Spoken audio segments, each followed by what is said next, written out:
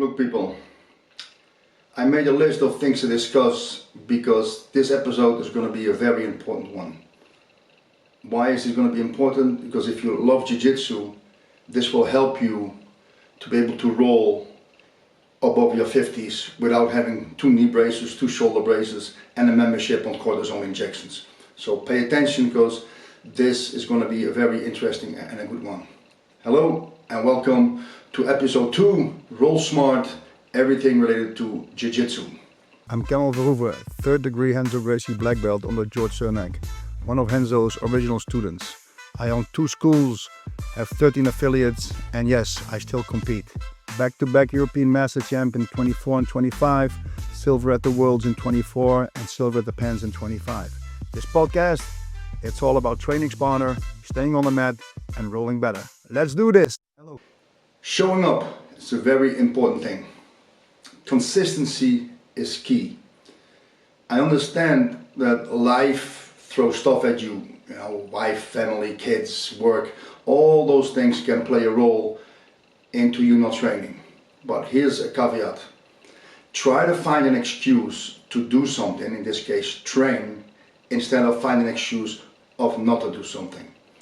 It's better to train 2, 3, 4 times consistently in a week for years than going crazy for a couple of months and then stop. So if you love Jiu-Jitsu, if you like the sport, then this is what you have to do. Also, don't need to go beast mode 7 days a week. No, consistency is key. There are guys that are really good, talented, and they can go beast mode because they're young, talented, what have you. If you're a little older, it's just for fun. Remember this, very important. The other thing is, most people overestimate what they can do in a day, so let alone in a year or in a lifetime. So if you like the sport of Jiu-Jitsu, you need to be able to stay consistent. So pick your days, tell your family, your friends, what have you, that those days are for you, so you can balance your life. So let's recap this. Consistency, balance, don't overestimate, don't go crazy. Showing up is very important. Another very important thing when you train is learn to balance your training intensity. Not every roll needs to be intense, not every roll needs to be hard, not every roll needs to be with the best, not every roll needs to be about you showing what you can do. Sometimes you roll hard, sometimes you roll light, sometimes you flow roll, sometimes you just drill. Make sure you understand that all these 4 components will elevate your game. If you are competition driven like me sometimes, or my students, then there's times where you need to go hard, and you go hard all the time. Most of the time when we're out of competition, we roll at 60-70%. And one of the things that we really like, we start doing recently, instead of doing rounds of 5-6 minutes, we're doing a couple rounds, like 2 or 3 rounds of 15 to 20 minutes, where we go 60% intensity just to elevate our game and to start learning.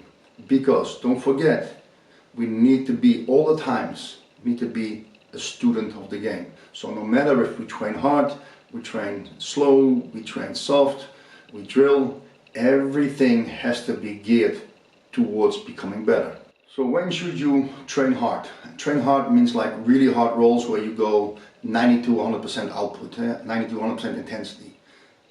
I like going hard with a couple of my guys. I like going hard when I compete, but I also build down. So it's not every training is going to be hard. There's a couple of trainings that we set specifically for competition where we go completely nuts. And I mean nuts. Everybody is exhausted. And obviously, there's different training partners we use, but typically when we train for competition, you have certain training partners. You don't train with everybody because your focus is on that competition, on that goal. On other training days, even if we are preparing for competition, we drill, or we do technical rolls, or we do different stuff in training just to bring the intensity down, recover, so the next day we can go hard again. So we build up and then we like cycle the training. Even in preparation, the closer we get to the competition, to the tournament, the less deep the intervals will be. So it's going to be smaller and smaller until we reach a plateau where we're going to be intense like for a week or two, and then we break it down, we build it off till we hit the competition where we have to perform, and this seems to work really well. So it all depends your training intensity, it all depends what you want to achieve and in which stage you are of your training. If you just train for fun, don't go nuts, because if you go nuts, you'll get injured. Take it slow, learn, and roll with people that you really enjoy. So, having said that, choose the right training partners. And there's a couple of interesting decision-making factors. A lot of people want to train with lower belts. A lot of people want to train with higher belts. A lot of people don't want to train with big guys or small guys. However, every training partner, and do not forget, you need a training partner to get better. Every training partner has something to offer you. But what is key? Don't choose rank, choose trust. Get a training partner that you can trust unconditionally so you do not get injured. Rank is not important. The trust of a training partner is important, because at the end of the day, you need to get better, you need to stay healthy, and you need to be able to go home in one piece. So think about this when you choose a training partner. So one of the most important things that people forget or are ashamed of is say no. If you feel like the training partner that is asking you to train does not fit into your trust zone or your comfort zone, just say no. Like we said before, trust is the key decision maker. Not rank, not how somebody looks, trust. So be able to say no to the spazzy white belt, we all have these in the school, or to the crazy purple belt that wants to prove everything that he is better than just a purple belt. So find somebody that you really, really like and that you can build a foundation for your growth in Jiu-Jitsu with. This is the most important component of everything we do in Jiu-Jitsu, and probably the most important part of this podcast. Trust, trust, trust. It's like everything else in life. If you trust somebody, you go lengths with them. If you don't trust somebody, you stay away. And the key thing in Jiu-Jitsu, like I said, is a good partner. This is a very interesting one. It's what I called seasonal training. It doesn't matter whether you're a professional athlete or a hobbyist or an amateur or anything in between. You don't have to be in peak performance shape every day, every week, every month, during the year. Your body and mind needs rest. So if you just keep on pushing, you're gonna break down. In the strength and conditioning world, it's called periodization. So build your training around what you want to achieve. If you're training just for fun, that's fine. Then train for fun. Go hard, go low, go soft, go technical, whatever you want to call it. There's no need for you to peak. But for competitors, whether you're pros or amateurs or anything in between, like I said, is build up to that peak performance item and then go down. Build your body down, build your mind down. Because if you just keep going and going, guess what's going on in your mind? It's going to be complete chaos. And chaos is the biggest enemy of learning. So training in season or seasonal training is very important, is that you just build your training around key important issues for Jiu-Jitsu, whether it's competition, whether it's you want to be fitter than before, like you want to have a nice beach body. Then the months before the summer starts, you're going to train a little harder, so you lose more fat, you get more stamina, you look better, you feel better, all those things.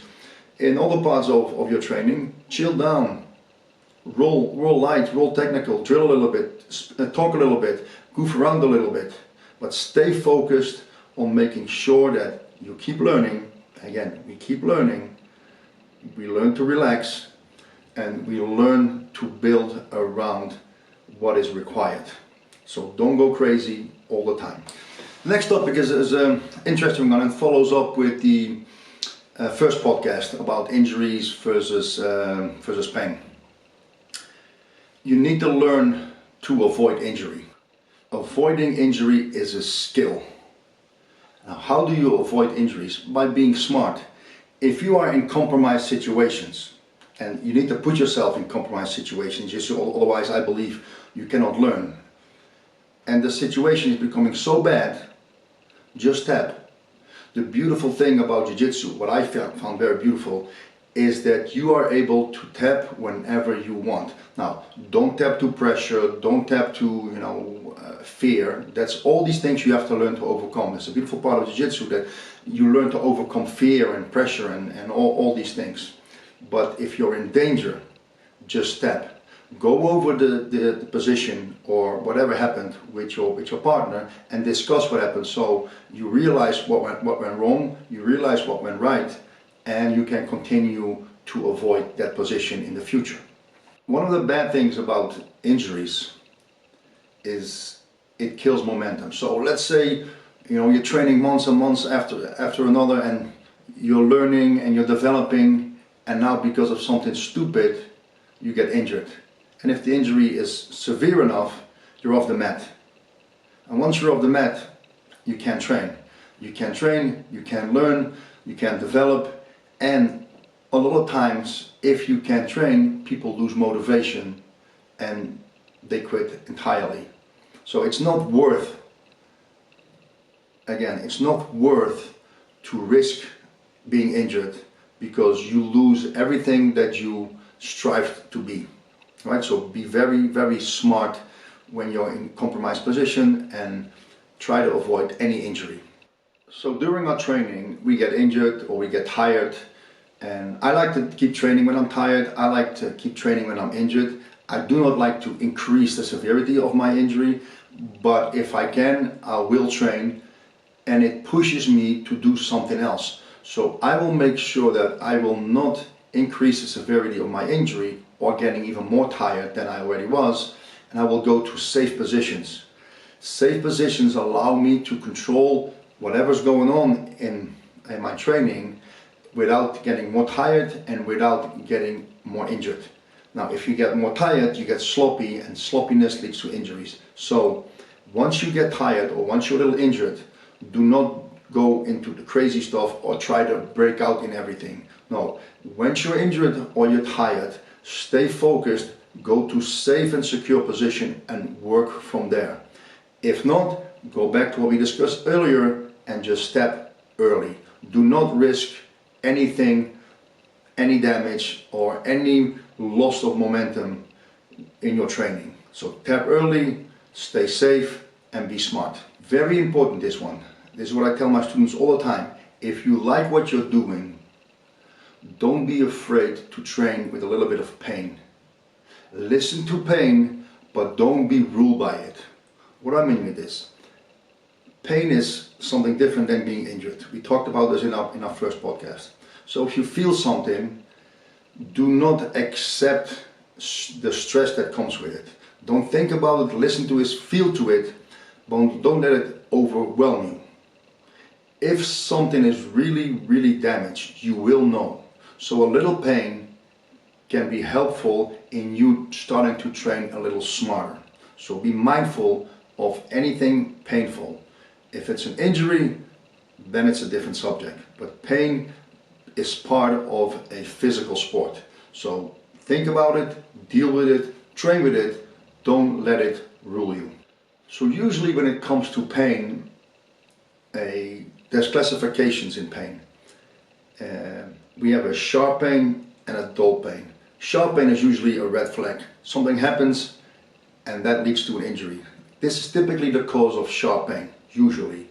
Dull pain could be anything from an injured finger or a toe or an elbow or a shoulder that happened either during training or in the past trainings, and you come back and I feel a little sore. Yes, this is part of the game.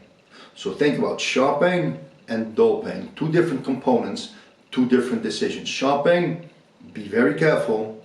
Ask for an opinion. Go see a doctor, physical therapist, or even your instructor if he knows something about it. Dull pain, usually it's something that'll go away with time. So very important, dull versus sharp pain. Remember this and think about this and act accordingly. Like I said before, you can train injured. When I'm injured, I train. But I make sure that the training partner I choose is what? Yes, you guessed it. Is someone I can trust and who doesn't increase my injury. So if you have an injury and it's not severe, come to class, go to class, don't stay home, keep the momentum going, but tell your coach, tell your training partner, hey guys, I have this injury, be mindful of it. Now, there's a lot of people, as we all know, that come to class, go to the mat, say I'm injured, and then when you start training, they go nuts. Try to avoid those people, try to avoid rolling with those people. Tell them, or tell your instructor or your coach or your professor, hey, this guy tells me he's injured, but he's going nuts. Somebody needs to be taking care of him if he's really injured. Because if he is injured and he goes nuts, then the chances of him injuring himself more are increasingly high. The chances of him increasing somebody else are very high, because the other person does not expect the injured person to go crazy. So it's very dangerous when you have somebody that says who is injured and then trains and wants to go light, all of a sudden goes crazy. Be mindful, very mindful of those people. There is an old saying in Jiu-Jitsu, leave your ego at the door. And there's a couple of reasons why. First of all, you don't need to win every round. Your ego should not be that you need to win every round. There's a reason why it's called a martial arts academy or a BJJ academy or a jiu-jitsu academy or what have you, or school. It is not a gym. It is not a club. It's an academy or a school. And in an academy or in a school, you learn. So your foremost important thing when you go train is to learn. If you want to win every round, the chances are that you're not progressing as fast as you could. So be mindful and think about this when you go training next time. All the time I tell my guys, don't be stupid. It doesn't matter if you tap. I tap. I don't care if I tap. Because my goal is not to win all the rounds on the mat, my academies. My goal is to be better in every position than I was yesterday. My goal is to make sure when I compete that I understand every position that I can be in and I can escape or I can attack. My goal is to practice and to become better. Every time I train, my goal is to become better. Even when we go hard rounds for competition, my goal is to become better. I might lose a few, I might win a few, but even when I train hard, I still think about learning, because it's the transition to competition for me that makes me better. So it's not about winning at your own school, at your own academy, it's becoming better. Be a student of the game. Another big problem if you have a big ego is that you usually get stuck in bad positions longer than you need it, because you don't want to lose. So you're in a bad position, let's say you're stuck in side control, and you don't want your partner to transition to mount or back mount on your belly, and you just holding on, and you're so strong, and you're so squeezing, and doing all these things, all these crazy things, instead of just slowly working and moving and working with your partner to increase the level of your game. Third problem of having a big ego is not tapping. Oh, I will work out of it. Oh, my neck, I won't tap. Oh, my arm, do all these crazy things. Why? It's crazy. There's nothing wrong with tapping. We make a joke all the time. Tapping once is okay, tapping twice, you're an idiot. It's of course a joke, we don't mean it, but it's something to make people aware that tapping is okay. If your ego is such that you do not tap, you will get injured. And then you get mad, you don't come to train anymore, and the whole spiel starts again. So don't be that guy, just tap and continue. And then fourth, don't be the person that wants to win every round. Be the person that learns every round. At the end of the day, if if your learning curve does this, that means in due time you're gonna be better than everybody else. And I will guarantee you, not only will you be better, but you will also stay longer in the game. Again, it's about longevity. It's not about those 6, 7, 8 months or 1 year of training. If you really enjoy it, you want to train for 10, 20, 25, 30 years. There's people that I know that train 40 years. Imagine training Jiu-Jitsu 40 years and you're still at it. That means you have been smart. That doesn't mean you didn't make mistakes, like, you know, tapping too late or getting injured. No, it just means that at a certain point in the career they start realizing, hey, I gotta change my training behavior to stay in the game and to become a better jiu-jitsu guy and a better person while I'm on the mat. Very important. Do not fall for that trap. Stay humble, stay focused, make sure you do this for a long time. Another common issue is that people get mentally down when they're training. It's okay you lose a round. It's okay, you know, you don't win everything. But if you don't reset after a if you don't reset mentally after a bad round, how is your next training going to be? So if you lose a round, you get smashed or you get tapped or whatever, and you feel down, there's a couple of ways how you can deal with this. Just forget about it. That's what I do. Make the next round better. Or take a break, sit down for the next round, go in your head what went wrong, why it went wrong, and make sure the next round gets better. Do not get upset if something doesn't go your way. Just adapt, reset, and continue to get better. One of the things I really like is when something happens and I made a mistake and somebody capitalizes, is I take a break from training, meaning during the session, and I go into my head, okay, what went wrong? What was the position? What did I do? What did my training partner do to capitalize? Or what did I do to give him that advantage? Or what did I do to give him that position? Or what did I do to give him that submission? So reflect, get it out of your system, and move on. There is no shame in losing a round. There is no shame in making mistakes. There's only shame in not getting better. So make sure you get better all the time.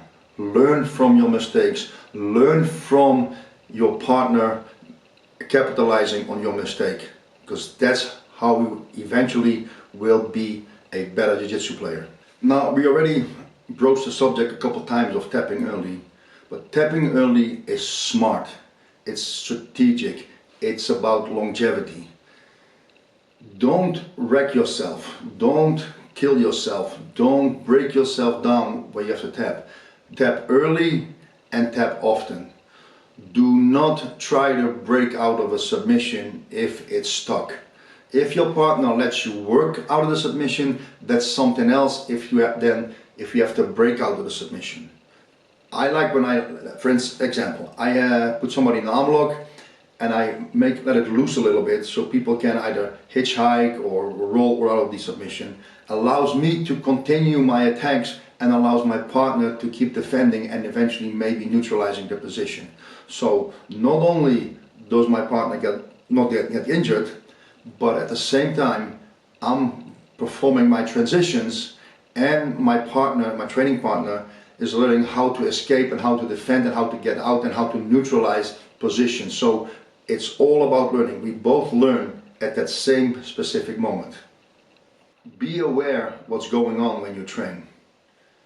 If you need to tap, you need to know why. If you do not know why, then your mind is someplace else. And that's again where injuries happen. So have awareness of what's going on. Do not forget, in my opinion, and a lot of people share this with me, tapping is good. The best in the world tap early because they put themselves in harm's way. If you feel that you cannot tap because something will happen, then you have the wrong training partner, like we discussed before. Trust in your training partner that he doesn't injure you is key. So tap early, tap often, reset, discuss, and go at it again. Learn, learn, learn is the key thing that we're trying to do to get better. not being injured, not having a big ego. So think about this. It comes back all the time. It's the same stuff coming back all the time. Learn, learn, learn. Ego out. Get better, better, better. No injury. Keep on going. Now, one of the biggest enemies of ego, flow rolling. Flow rolling is one of the most undervalued tools in Jiu-Jitsu. Why? First of all, flow rolling is very difficult. It took me a long time to learn how to flow roll, because I was always geared to, pushing hard and going hard until something happens, you get injured, you can't push hard anymore, and you realize your training was bad. So I was one of those people that always trained hard, getting injured and kept going until I couldn't. So that's when I started changing my training behavior, my training dynamics, and now I like flow rolling, especially when it's with a good partner, like I say, trust. With a technical partner, again, trust. With a skillful partner, again, trust. And again, a partner who doesn't break my arm or break my neck when I put myself in harm's way. Trust, trust, trust. Now, so why flow rolling? Flow rolling is, like I said, the enemy of ego, because ego wants to win. Flow roll, if you flow roll, you just want to become better. So let's repeat this. Flow rolling is the enemy of ego. Flow rolling, you want to get better. Because you don't have to train as hard, that means there is this thing what I call creative space. If I let my partner move and my partner lets me move, then we both get to do stuff or experiment with stuff where all of a sudden we come up with things that we haven't done before, and our learning curve is exponentially increased. And this is what I like about flow rolling, and this is why we do those 15-20 minute rolls at 60% intensity, but because now you're being pushed to stay calm, to relax, to train with your partner, to get better with your partner. Another great component of flow rolling is when you're injured, you don't have to go as hard, so you can train while being injured. You don't have to be afraid of re-injuring or increasing your injury, because you're going light, you're going smooth, you're going technical, and again, even with injury, you can still find that creative space to be better, to experiment, and to relax. And relaxation of the body leads to relaxation of the mind, and therefore your mind can think about certain things that allow your body to execute those certain things. So make sure that part of your training is flow rolling. Can be once a week, twice a week, whatever you feel like. Some people like to flow roll a lot. That's up to you, but it should be a part of your training regimen in the week. And this brings us to the end of the podcast. Train smart, last longer. This was the title of this podcast. Training smart is not soft. Training smart is strategic. If you want to keep training Jiu-Jitsu, training smart is not soft. Training smart is strategic. If you want to train Jiu-Jitsu for a long time, then you have to start now with training smart and being smart. If you want to train in your 50s, in your 60s, now is the time. It doesn't matter how old you are. Now is the time to think about how you should train every day of the week. Think about all the things we discussed in this podcast. Put them in your training regimen. Learn from them. Execute, and make sure that your life in Jiu-Jitsu is as long as possible. Thank you for listening to this episode of Roll Smart. Click on the links below for more information. If you like this podcast, share it with your friends, families, coaches, teammates, partners, what have you, and make sure we all get better at Jiu-Jitsu and make this a beautiful thing for a long, long time. Thank you, and see you next time.